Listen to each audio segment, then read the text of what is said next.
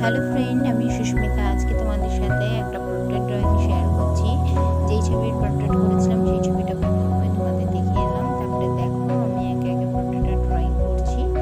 প্রথমে ড্রয়িং করে নিয়েছি হালকা করে একদম পেন্সিল দিয়ে, তারপরে কালার স্টার্ট করেছি।